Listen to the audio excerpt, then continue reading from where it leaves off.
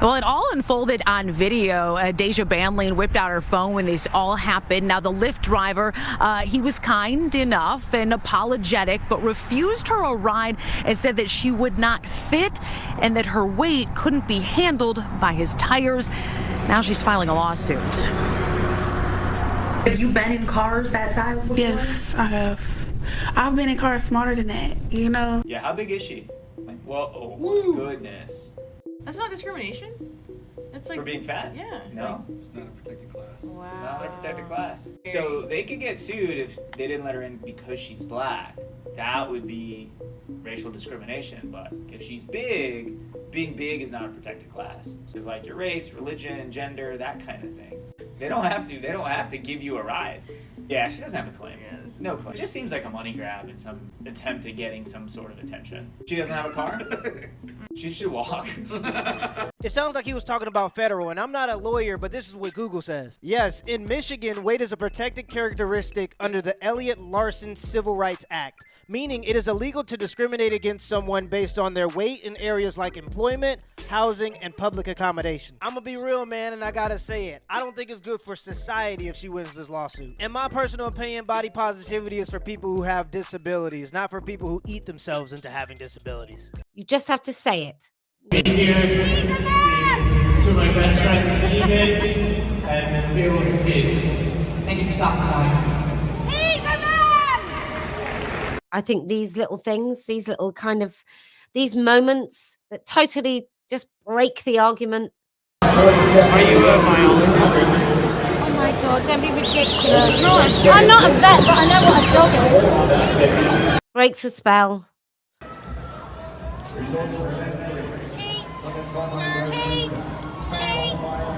Means that everybody can just kind of laugh, repeat, say it, talk about it. It totally changes things. Yeah, queen. Period. Period. Yeah, period, bitch. Yes. Go, Yes. Get over here. 2024. Listen. Yes. Black listen. refusing to crack. And okay? listen. We're going up. We're not going back. Period. We're going up. And let me tell you something.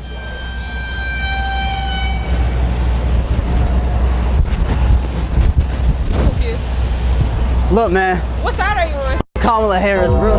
We don't f with none of that blue side, bro. Fuck that. We hate anyone. What about chickens? Well, they're sentient individuals too. I'm here to speak up for all non-human animals. I'm just saying chickens seem like they only have one purpose, and that's to be eaten. Like, what do chickens do? Well, that's no different to saying that black people only have a purpose to be slaves, right? Rent-free. Genuinely rent-free. You are speaking to a white man, yet that's all you think about. Rent-free, bro. Genuinely rent-free. First of all, that argument doesn't mean that argument doesn't even make sense. That argument doesn't even make sense. Hi, I'm Scout. I use they, them pronouns, and I'm an interdisciplinary major at UBC. I'm in my last semester. My primary thematic focus is decolonizing academia and public knowledge systems, and my secondary thematic focus is biocultural and linguistic futurity. For those who don't know what that means, can you give us a quick rundown? Yeah, basically what I focus on is the promises that the institution has made and also the emergence of indigenous ways of knowing and being across the disciplines. And I feature in a lot of stuff like language revitalization, or the emergent vitality of languages, rather. And just kind of a bunch of stuff. I've taken courses in over 20 departments, so. Okay. Yeah. Awesome. Shabalaba ding dong, back to you. While she paid $30,000 to learn about absolutely nothing, I started a business while I was in college that made me $1,200 a week. I posted a video about it. If you want to see it, there's a Patreon link in the description and in the pinned comments below. I just can't believe that people are paying $30,000 a year to get dumber. Hey, I have a question. No, we're not answering Why? questions. Get out of the car. Why? Because you're a Trump supporter. I know, but don't you guys want our money? No, actually we don't. Get out of my bar right now. You're not welcome. I'm not fucking around. Get out of my bar. Are you serious? I'm dead serious. Out. Because I'm wearing a trumpet? Yes. That's wild. I don't care. Get out. We can call the police or you can just leave. You know this is like discrimination, right? Oh, boo-hoo! Boo fucking who! Get out of my bar.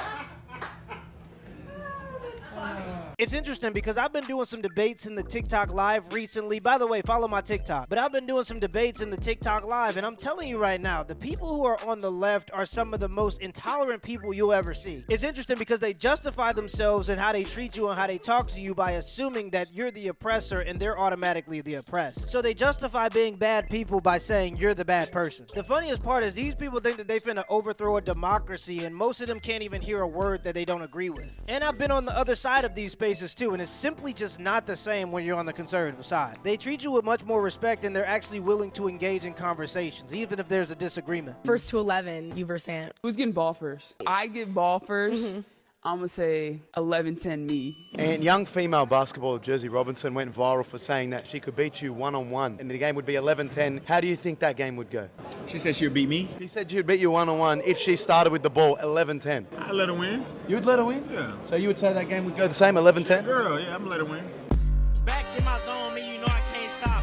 I was blue face, I was really with that. WNBA, quote unquote, not being profitable isn't an excuse for the players to not ask for the salaries that they deserve. This is like asking your boss for a raise when the company's going out of business. And I really don't feel bad for you guys at all. You guys had the perfect opportunity when Caitlin Clark came into the league. How the NBA had Michael Jordan to blow up their league, you guys had Caitlin Clark to do that. But instead of riding with that and making her the face of the NBA, in every single game that she played in last year, the viewership tripled, along with merchandise sales. You guys decided to throw that out the window and said she was only getting this attention not for her talent and because she was pretty and that she's white. So you guys were handed a golden ticket and you just threw it out the window. If you want to complain about viewership, why do you have so many women fighting for the NBA that don't even watch it? How do you expect to be profitable if you have people saying that they support you and then they don't even watch you play? The NBA is profitable because men like myself watch it. So if you're upset about your pay, maybe instead of complaining like this because you're only afloat because the NBA supports you guys, maybe you should have women begin to watch you more. If women really cared, they would watch you play. I really want to understand why you're asking for a raise when your league is losing money.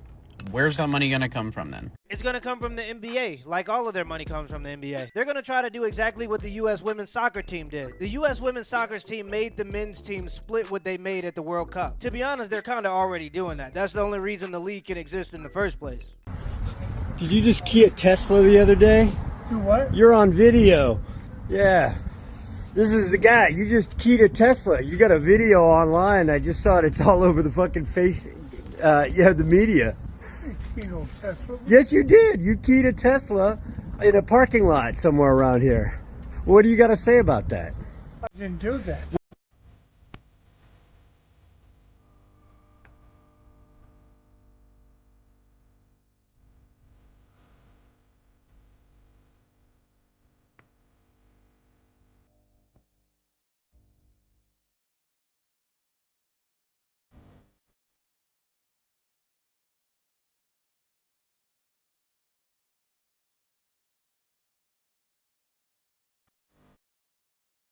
Well, you're on video. I I plainly saw you doing it. You pulled up right next to it and then you keyed it. Oh shit. You want to bet? Whatever. Okay. Well, I mean, they got your license plate. I'm surprised you haven't been contacted by the police yet.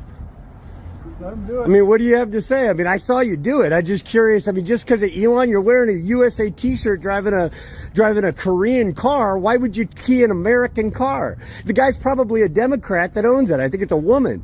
I mean, I'm just curious why you do that. You just don't have anything to say about that? Neither one of you guys do? Nope. Okay. You're handicapped too. I mean, this is just kind of ridiculous.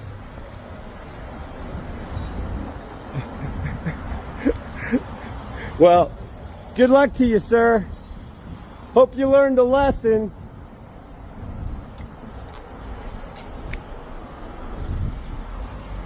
Chase Bank.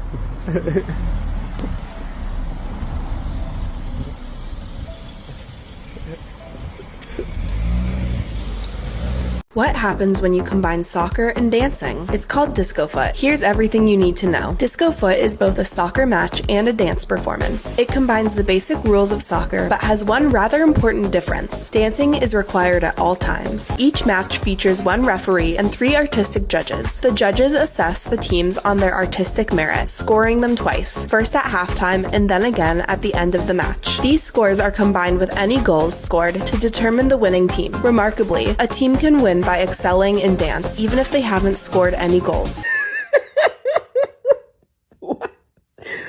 I loved and hated every second of this video. You need to put this in every PE class immediately. Disco foot. Like, are we for real?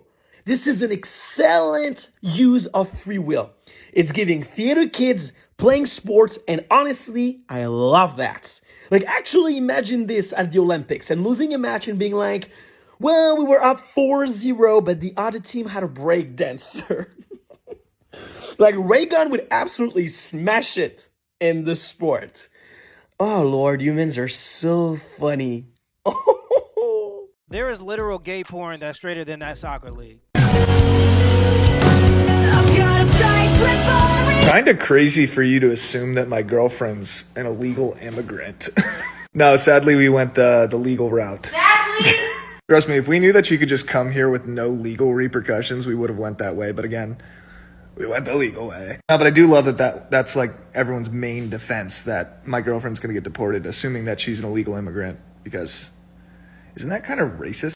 You know, it's a luxury that people don't think is a luxury. It's having 0 health problems. Any day that you wake up and you feel good is a good day, because you don't really remember that until, you know, you're sick or you're injured and you're thinking, you know what, it was pretty damn nice whenever I didn't have these things going on. So, you know, celebrate those days. Yep, one of the best YouTubers I know was fighting cancer last year behind the scenes while also making YouTube videos, and nobody even knew till it was over. Luckily, he beat cancer, and his name and his channel is The Lead Attorney. Shout out to The Lead Attorney. But me and my wife were watching his like 4-hour live stream when he was talking about his battle against cancer, and he said something that stuck with me. He said that good health is an invisible crown that only the sick can see. There's a multi-millionaire somewhere that's sick that would give up every dollar in their account to be in the position that you're in. Health really is wealth. This is explicitly a women's space.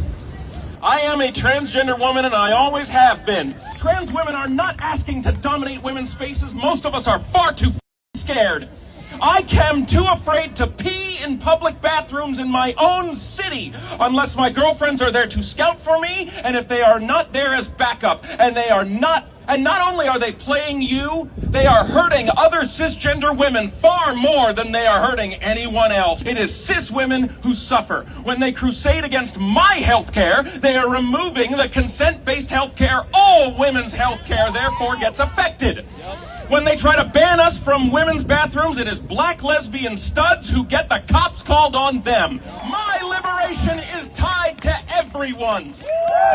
And it is only because women told me that I could say that. I have never insisted it myself that I say it.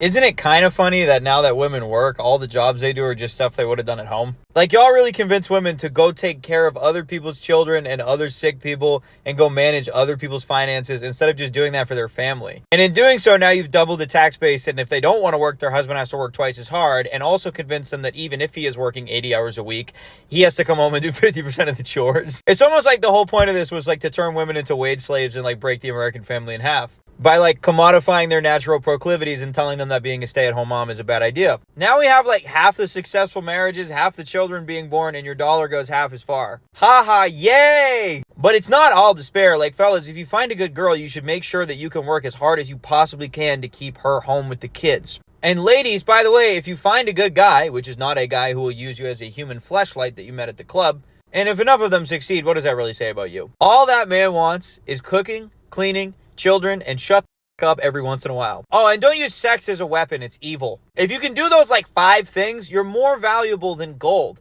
Never mind $25 an hour to look after somebody else's shitty kids. Now you get to do all these things that you like to do for your loving family who cares about you, instead of trying to do that and work for a giant corporation that doesn't care if you live or die, or being an indoctrination camp babysitter. It's actually a way better idea. My favorite part is when you realize that feminism wasn't grassroots and it wasn't started by a bunch of angry women with picket signs that were just protesting. It was funded by multi-billion-dollar companies. It's funny because feminists think that they're going to destroy the patriarchy by giving their fertile years away to a company that doesn't care about them. To me, that just sounds like you're a labor unit. That's capitalism. Double the workforce, stagnate wages, double the taxes, the government gets to raise your children. Sounds like a capitalist dream to me.